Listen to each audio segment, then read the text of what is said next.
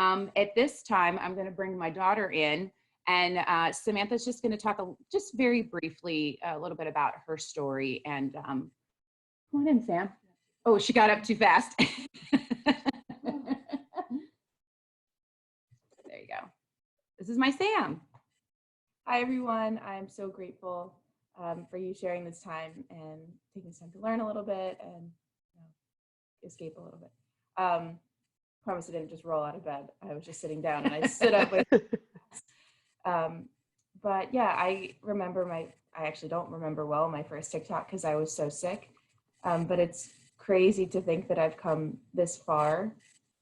And I'm at the point, I really didn't think that I would get to this point. There were a lot of times where I thought it was my forever. I would never get out of it. But I'm at the point where I found so many great lessons from what I went through. And I appreciate my health so much.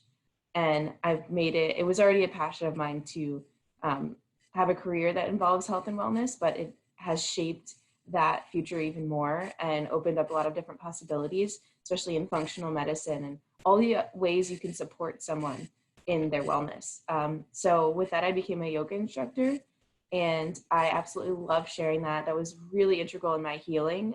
Once I could start moving my body, yoga just helped me heal physically, mentally, and spiritually, which I really needed. So I'm glad that I can share that. And with my health and wellness, since I did the elimination diet, I realized the power of food. It was tough and I hated it, but I really realized how powerful food can be in your healing and just in your living. So I'm really passionate about that now. I learned to cook whenever I was homesick, so I love to share my meals. Sometimes not everyone likes my super healthy meals, but I love to eat them and share them. And those are two big lessons that came out of my being sick. I used to come up here in the TikToks and all this stuff and just talk about my story of being sick, but I'm so proud to be able to talk about being well, because sometimes you don't truly know what being well is until you're sick. And that's something that I can celebrate. And now these talks and these events are reminders that I can celebrate my wellness and not be stuck in my sickness. So that's a little bit about me and how this journey has affected me. And I'm really glad that Sam Spoons has come out of it as well. It's opened me up to the community of people who have Lyme and people who know people who have Lyme. And it's so big. And I'm glad that we can make even just a little impact in that community, especially in our local community. That really means a lot. So it means a lot that you all are here. And I hope you have a wonderful rest of the TikTok. Thank you. Thanks, honey.